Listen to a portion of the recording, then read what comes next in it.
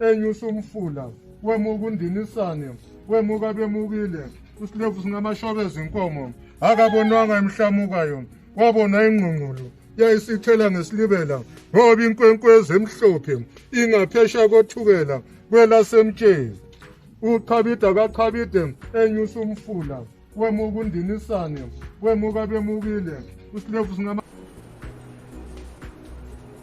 We come from a tradition, a political tradition, which my Uncle David and my Auntie Elizabeth modelled in such a wonderful and inspirational way. They were tremendous leaders of our movement and went through tremendous sacrifice in their lives to continue to play their part in the liberation of South Africa. And that's why we are here today. That liberation is partial, it is compromised, but it's still a step forward which we can build on. Now, Bongani, I met Bongani in London when they arrived from Dar.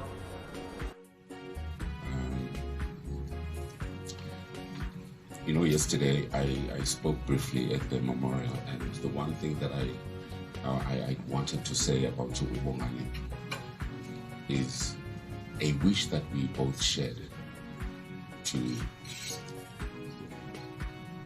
see the PAC, finding its place again in the society, because it's not right the way that the PAC has kind of disappeared from the political space in this country.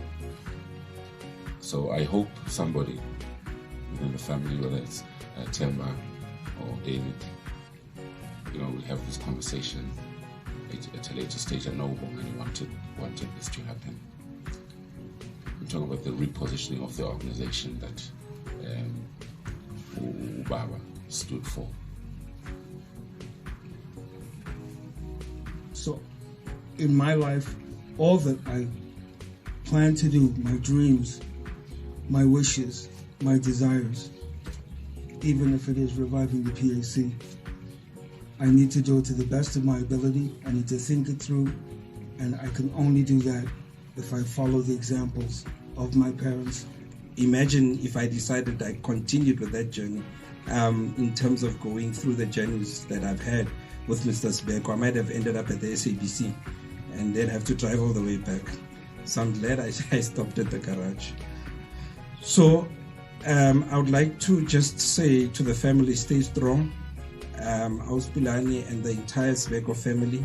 But before those that have left behind, South Africans don't know the story of Ndate David Sibeko.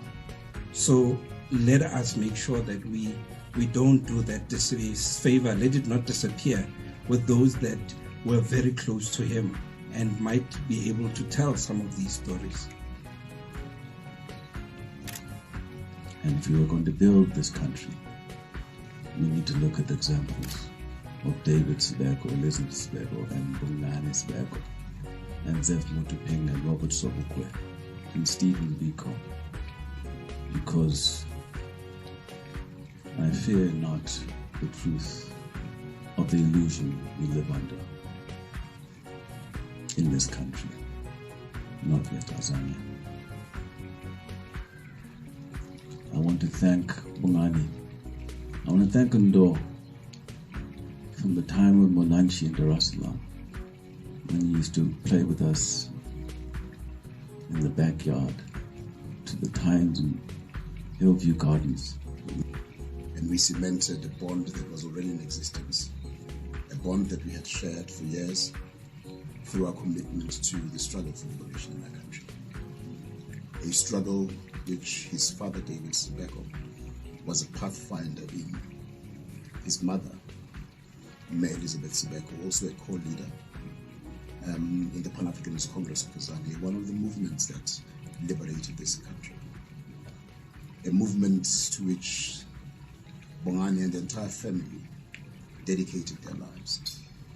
The past speaker has just said something that is very painful to all of us, that a giant as illustrious as David Sibeko is unsung as a hero, forgotten, written out of our history books. Yet this is the man who single-handedly, believe you me, single-handedly engineered the expulsion of racist South Africa from all global institutions of governance, including the United Nations Organization. What does it take for that kind of force, that kind of power, that kind of magic, to be able to say to an entire world, this country does not belong here? He was expelled, not because he delivered one speech, but because he worked the corridors of the United Nations and indeed institutions of global governance. The contribution of David Sibeko to South Africa's liberation is gargantuan. It is without measure, and that is the inspiration that guided Bongani and the entire family as they grew up. It is a dedication, a commitment they made that they would serve our country, that they would serve our country through the dark ages of the liberation struggle. A gold-hearted man, a son of Azania, a soldier of Azania, has gone to the heroes that he loved, the likes of Mutube, the likes of Biko, his own father, our father. And so to the family, we say Tutu, Tili Saham, gain strength from the knowledge that you had a gem and that his legacy will live on. We love him. Thank